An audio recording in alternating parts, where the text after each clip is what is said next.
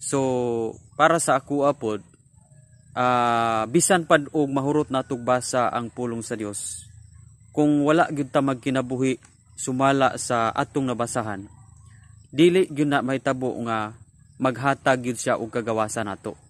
No, ang kagawasan diyang gisgutan sa John chapter 8 verse 32 siya, kung mahibalo kamos kamatuoran, ang kamatuoran maghatag kaninyo kagawasan.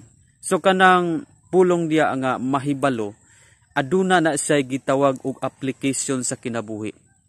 No? Kanang pagkahibalo diha nga gisgutan lalom na siya nga kahulugan nga dili lang kadtong igo lang ta nga nakabalo pinaagi sa huna-huna apan wala day nato gikinabuhi sulod sa atoang kasing-kasing.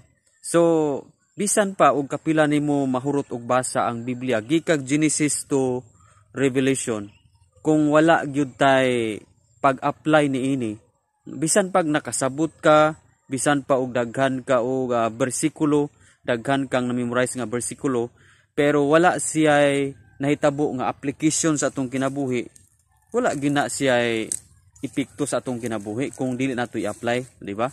So ang application importante kaayo sa ato ang nasabtan sa pulong sa Dios. O bisan dili nimo tibok Biblia na basa, pero ang mga nasabtan nimo imong gi-apply sa imong kinabuhi, mao na say tinuod nga naghatag nato og kagawasan. Munang mahimo lamang tang gawasnon og mahimo lamang tang tagaan og kagawasan kung kini gi-apply nato sa atong kinabuhi ang atong nabasahan. Salamat ug God bless.